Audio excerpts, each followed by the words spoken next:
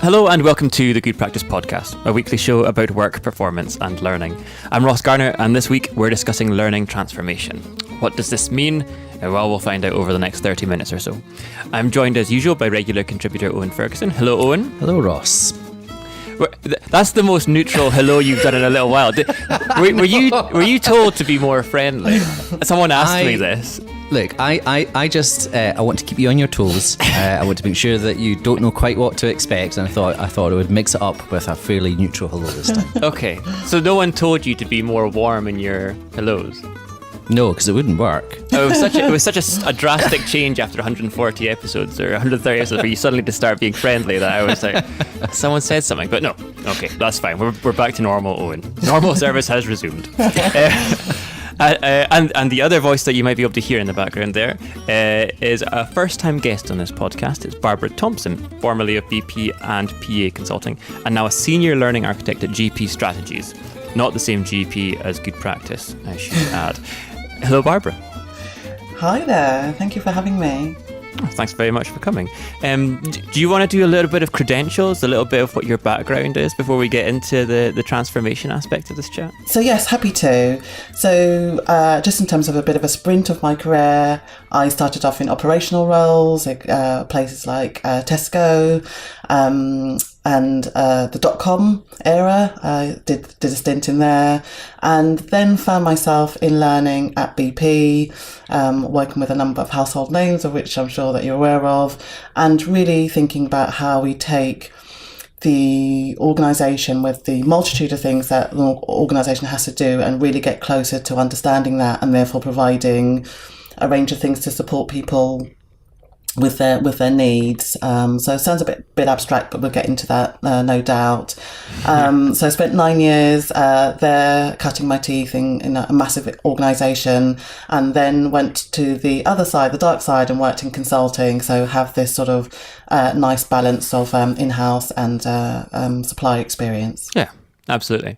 And I would imagine that throughout the entire time that you've been doing those roles, learning transformation would be something that was talked about quite a lot.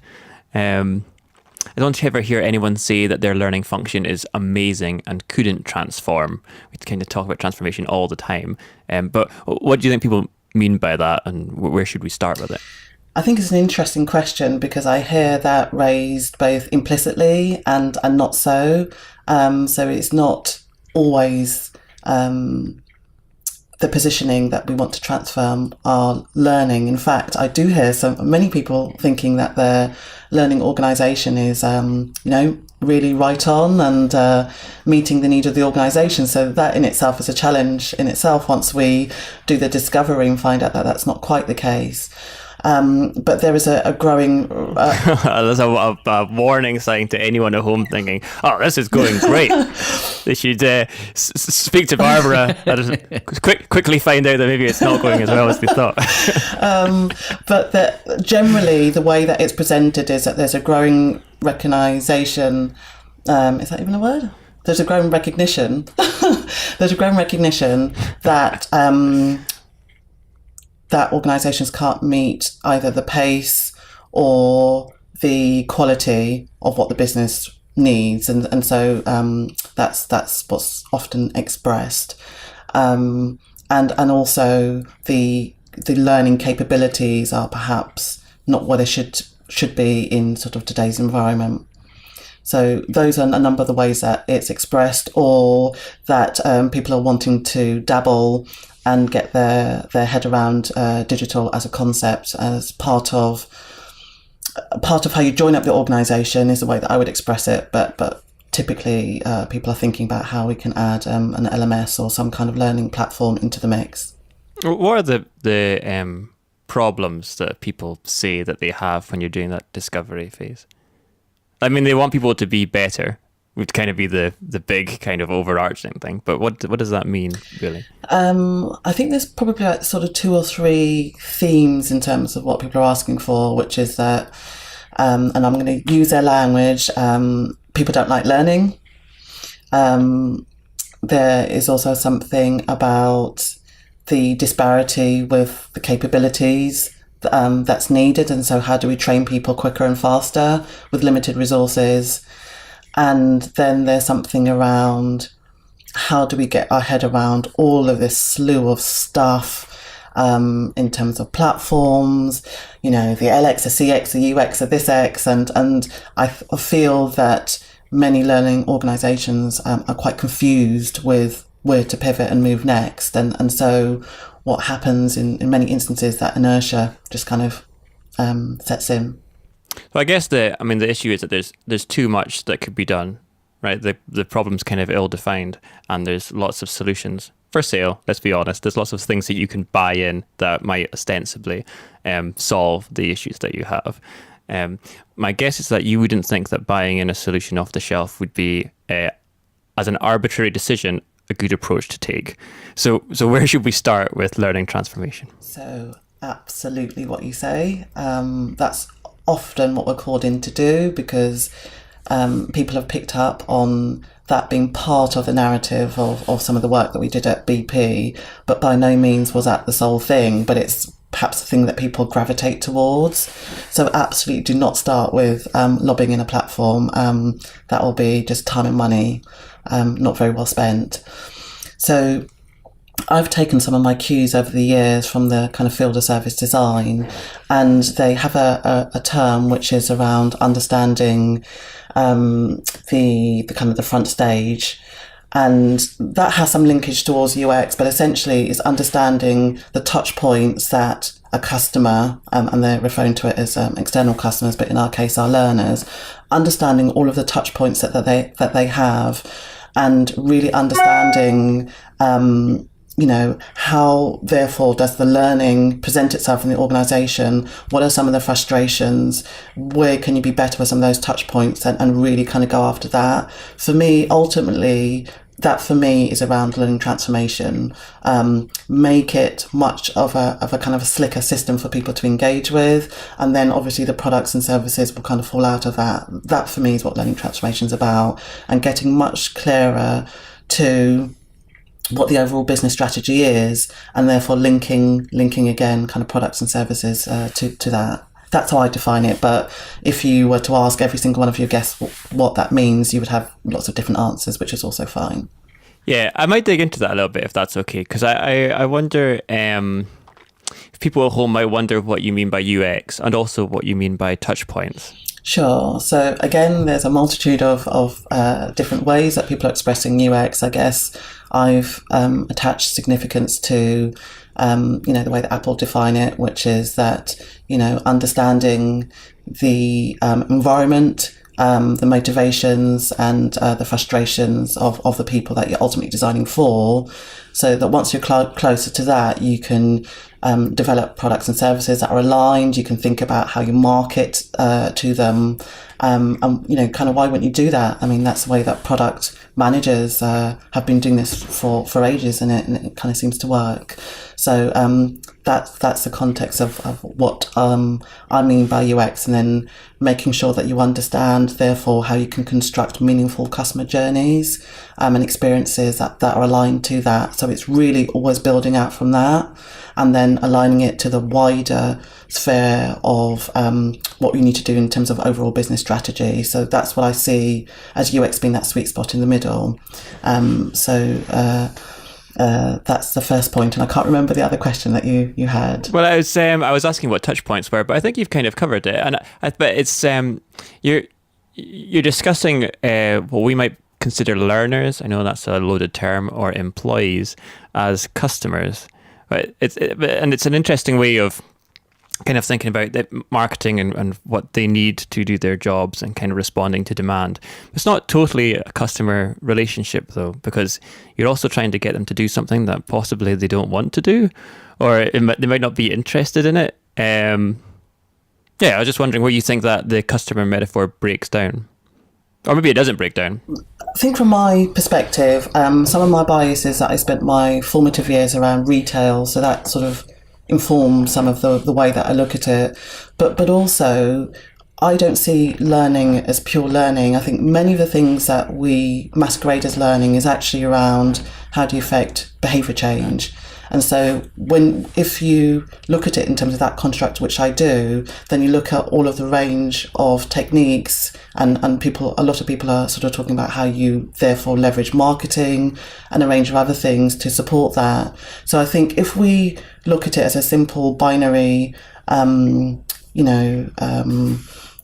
of exam question of it being knowledge, then perhaps the customer thing doesn't quite work. If you look at it in terms of how do we inspire, engage, provide the culture and the environment and all of those other things, then for me it feels much, much closer to kind of the way that you perhaps would treat a customer, albeit obviously internal.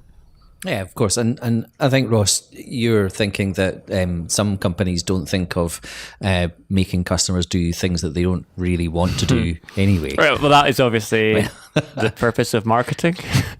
That might be a negative way of looking at the purpose of marketing.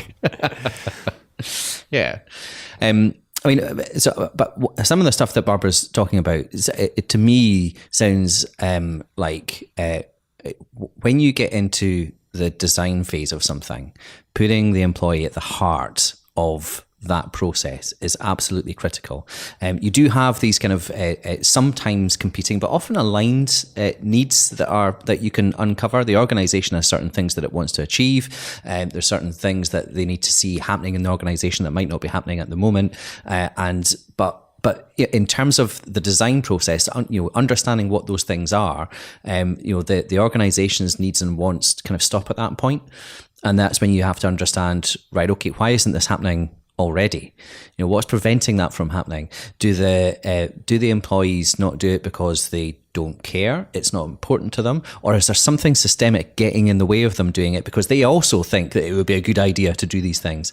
And so that design process cannot often be, as Barbara mentions, it's not necessarily always about learning, it's about understanding the system that the user's working within, and then introducing some kind of change that's going to make a difference. And by system, you don't necessarily mean a technical system, do you? It might be a technical thing, but it might also be the way that people relate to one another, or the hierarchical structure, or these kind of things. Yeah, or again, not incentives in a purely financial sense, but also social or status sense. What are the incentives that exist at the moment that might push people's behaviour away from what the organisation would ideally like? Yeah, I thank you, because that sort of helps bring that to life. I think, to give you a specific example, many organisations talk about knowledge management as something they want to get better at, and yet I see many instances the way that the culture has been set up or is just understood is that actually me having all of that, just using the words kind of intellectual property in my head, is actually going to reward me, opposed to actually, being this sort of sharing culture. So can you see that the way that perhaps it might be brought to the table, which is that, we want our learners to kind of share more and, be better at lessons learned and all of that really good stuff that we know to be true. But if the culture... But in doing so, they reduce their value to the organisation. Absolutely. Because they no longer have that prized position that they used to have when they were the only one that knew how to do stuff. Yeah. So that's why sort of understanding and just to reiterate, when we talk about system, it's a holistic system, kind of culture, behaviours, motivations, frustrations. Unless you kind of understand that, or at least, kind of prod a little bit, then the learning that you design is not necessarily going to change the kind of the overarching thing that's presented as a problem. And what kind of role does learning have to play in that situation? I'm almost curious about what your job is now, because you are a learning architect, I think. Was that the job title? Mm-hmm. Right, but it sounds like you, as far as possible, want to keep the learning at arm's distance and do something else instead. So what does that look like? No, it's interesting if that's coming across. I have a habit of being glib and simplifying nuanced points, so that may not be how you're coming across. So I think I'm just sort of waging war with just saying that there's a simple equation, which is that there's a presented problem and therefore that equates to content. I don't believe that's the case, and I think that we might as well just kind of close up the L&D shop if we just sort of think it's as arbitrary as that. But it's just really understanding, businesses, corporations are kind of set up to do a number of things, provide products and services to customers, instead of thinking about learning as a single entity, as an island. So we need communication skills, we need business development skills, we need people to be better at sales. It's really just getting closer to in pursuit of what. And so I guess I have a personal ambition to make sure that learning is in pursuit of something. So it's just not this thing that's just kind of flailing in the wind. I hope that makes sense.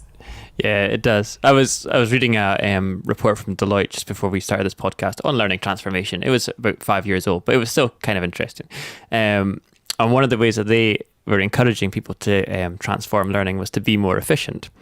And one of the ways within that was to get rid of all the excess content that's not adding value anymore, rather than have this approach of constantly adding more content, and the more content we have, the better it's going to be. It was about stripping it down to the content that's useful and prioritizing the stuff that's going to be particularly useful, helping people find it, rather than generating more. I find that view of things somewhat astonishing, given that the way the internet has worked is that the key is to make it easier to find useful stuff, not to stop the amount of stuff that's there.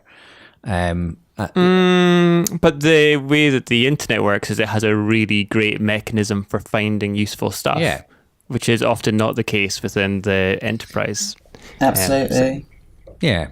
I think just piggybacking onto the sort of way that Deloitte... Can I just check that Owen agreed with me there? I don't. Because he kind of just fell silent, and this might be the first time I've ever said something he's gone, No, I mean, I agree. The tools to discover stuff aren't as good in the enterprise, but that's often because of poor implementation and a lack of will, more than anything else.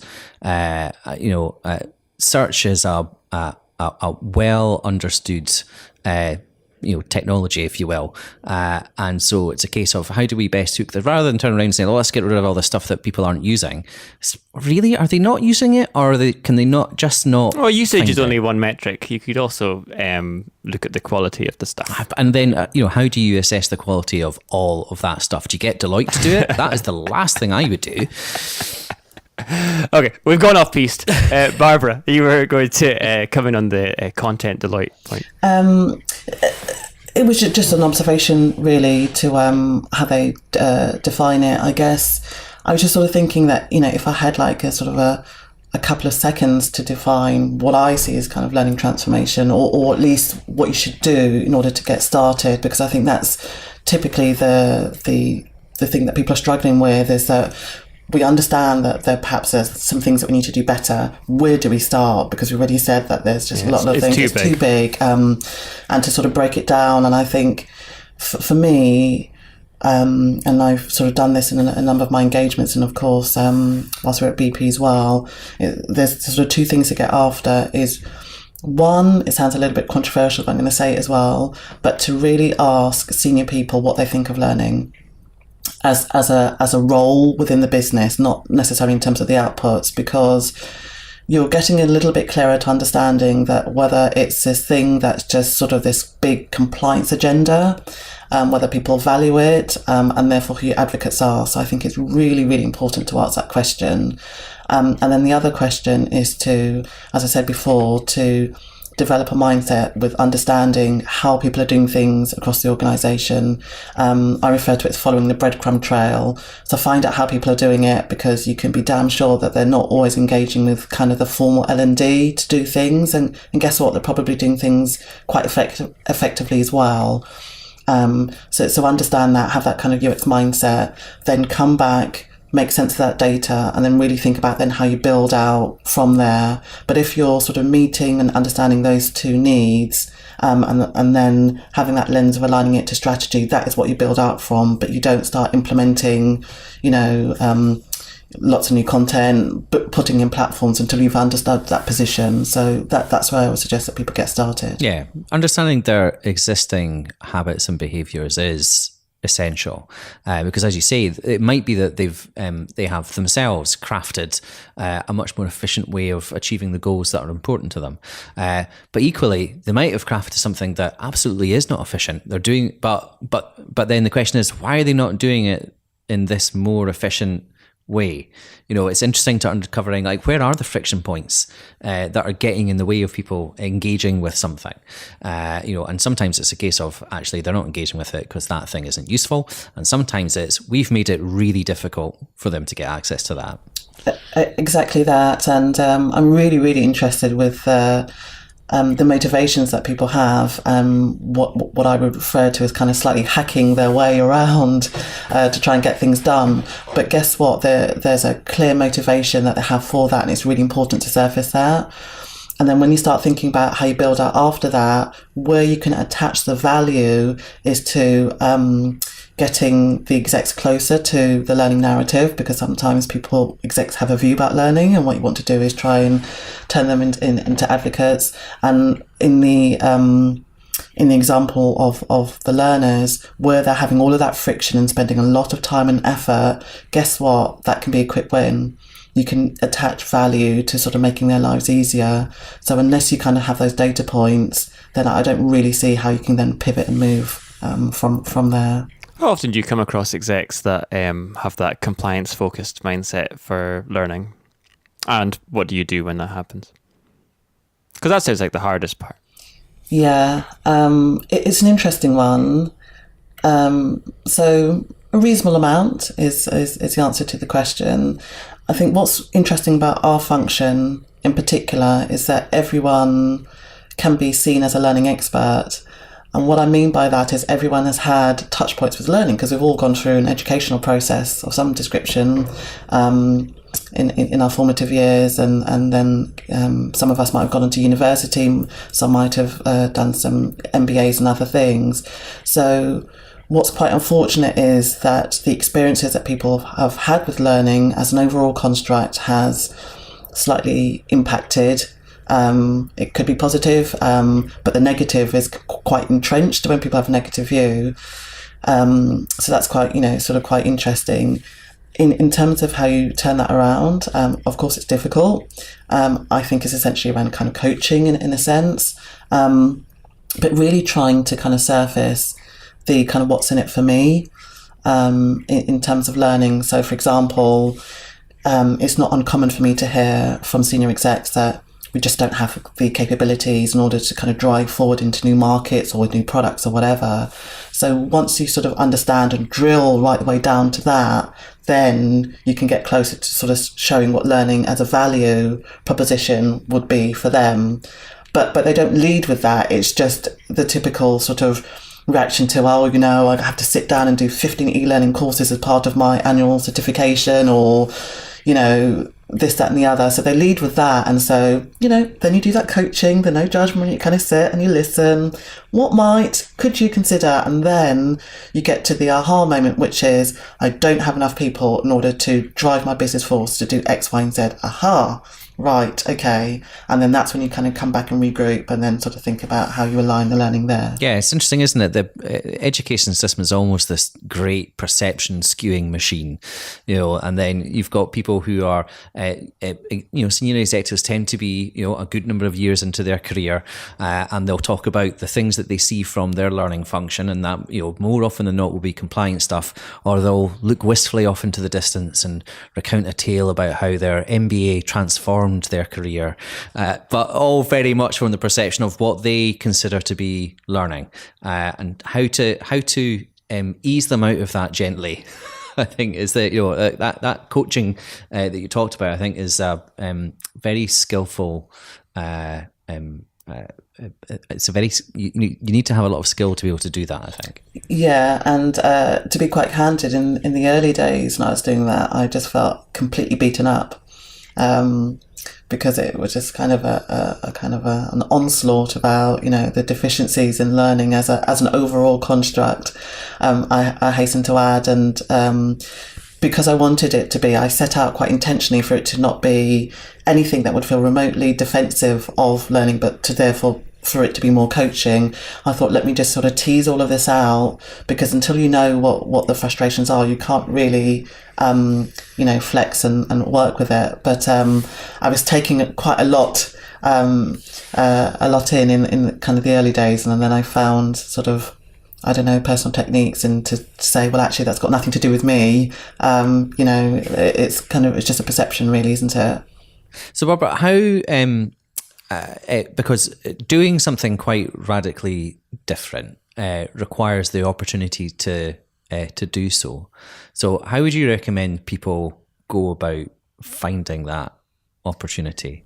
To specifically engage with execs, or to just overall find out the narrative of learning within the organisation? To find the opportunity to do something quite radically different, because we've talked about a range of different things about putting the user at the heart of the process, understanding their concerns, what's getting in the way. But that requires and doing that as opposed to let's do another course and run something or make some kind of learning asset and put in our LMS. It requires the opportunity to do something different. So how do you find the opportunity to stop doing stuff that you're already doing that tends to be quite time consuming already? So we used to have, I'm going to answer this in a couple of different phases. We used to have a term that was used at BP, which is around kind of sweating the assets. So, to make sure that, it's kind of has some utility and can be used in a number of different guises. So I guess that mindset, along with the mindset of being more consultative in an approach of being a learning professional, has kind of made me sort of realise that I had to do that. So if we think about sweating the assets in terms of getting the value from them and making sure that they have kind of good utility, then in a sense, I guess my mindset was it's about less is better. Not less in terms of designing less, but not having the mindset of thinking it needs to be another piece of content. Because I take your point. I take your point about not necessarily driving down less, but it's not thinking it needs to be another bit, but it's about potentially how you kind of join the dots and maybe add an asset to do much more of a holistic overview rather than the minutiae of the detail of the content. So that's kind of one mindset. And then the other mindset, which was forced because my role title changed, was a bit of a game changer. And I kind of mentioned this in a blog for International Women's Day as well. I can't remember what my title was before, but it changed to Learning Performance Consultant. And for me, I just thought that there will need to be some behaviour change from my perspective in order to show up slightly differently as well and to get the results that you're talking about. And by that specifically, it was really making sure that I did much more of that kind of deeper dive and not think about it from a content perspective, and actually thinking that in many instances, a lot of the things that were presented weren't actually learning problems, which I'm sure wouldn't be a surprise to either of you.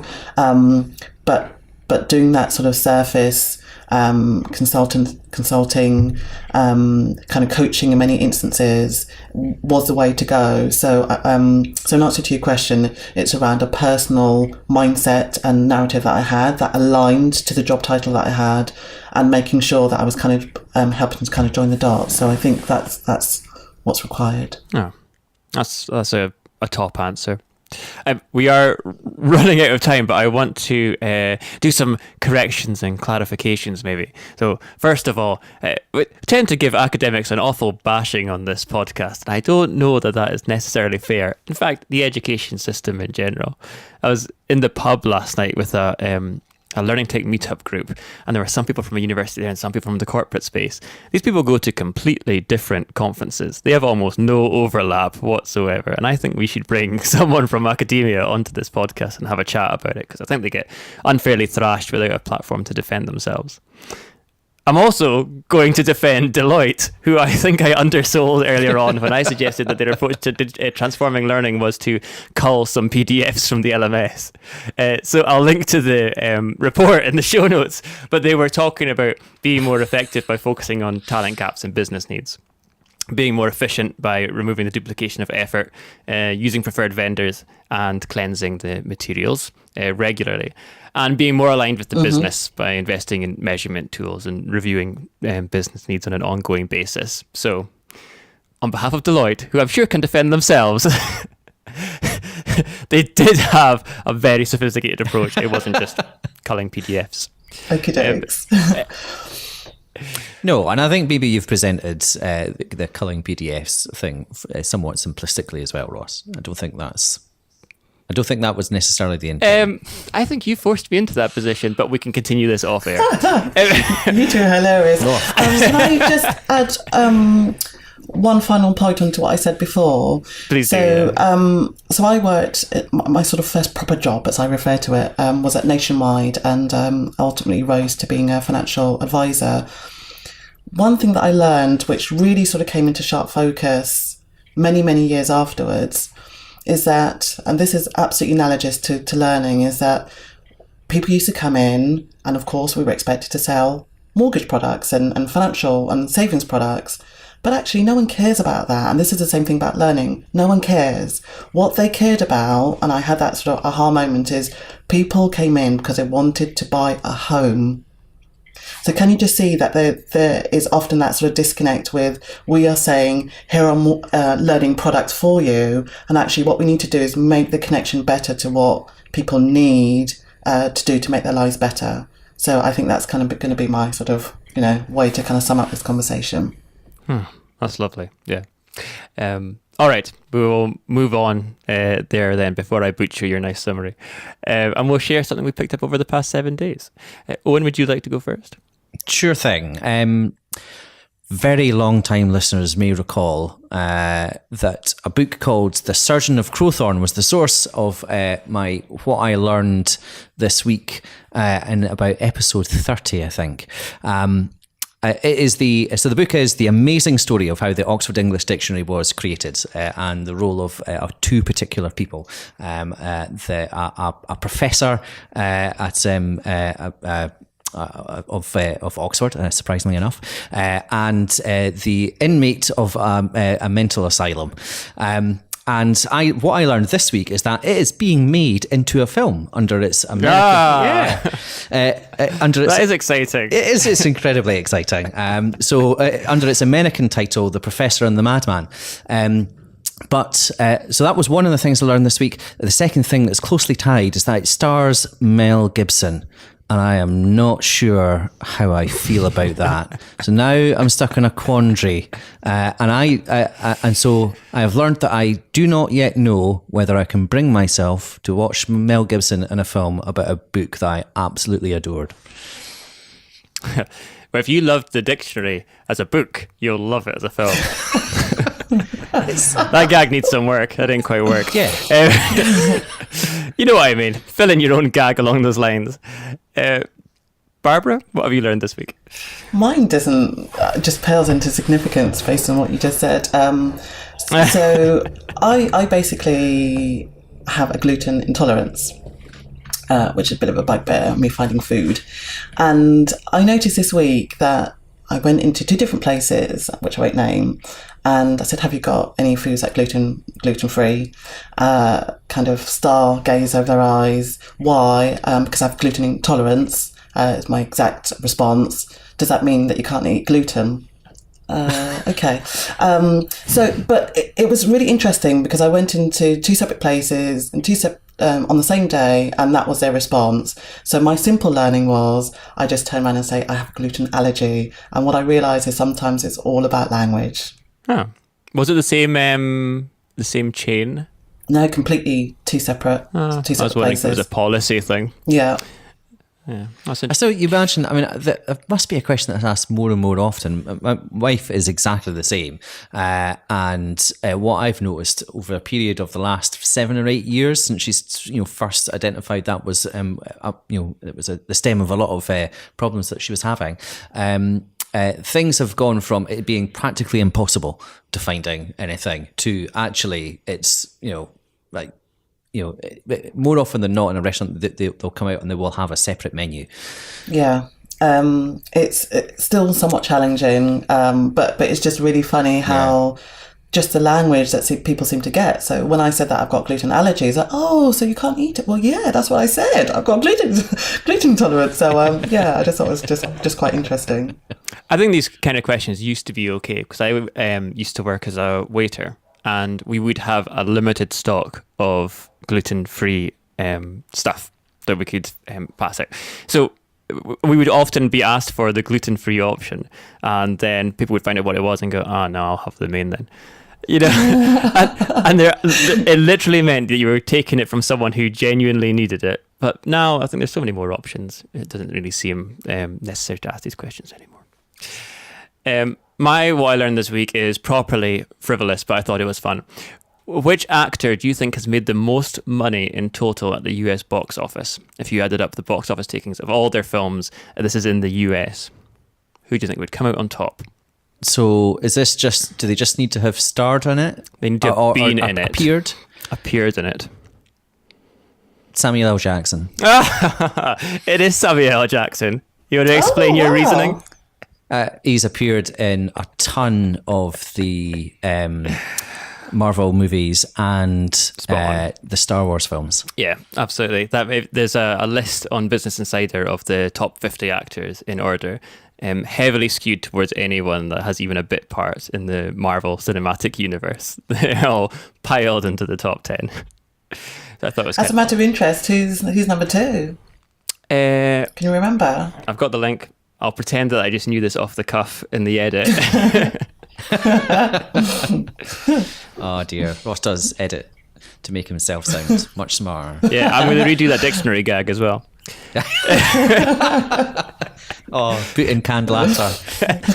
Harrison Ford was at number 2, of course, in Star Wars, Indiana Jones. Then we get into Robert Downey Jr., Tom Hanks, Morgan Freeman, Scarlett Johansson, Andy Serkis, Anthony Daniels.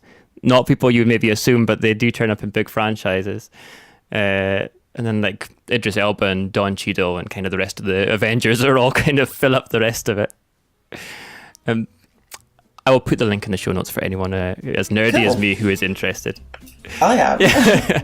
And that's it. That's all from us. If you'd like to find out more about Good Practice, including details of our performance support toolkit for leaders and managers that can help you transform learning in your organization, visit goodpractice.com. Once you've done a thorough analysis of your executives' opinions on learning and the sources of friction. I'm not a very good salesman. You could also tweet at Good Practice and at Good Practice AUS. If you'd like to get in touch with any of us, I'm on Twitter at RossGarnerGP. Owen is at Owen Ferguson. And Barbara is Carib, Carib, to celebrate my Caribbean roots, Carib Thompson. Excellent. Links to all that in the show notes. Until next time, bye for now.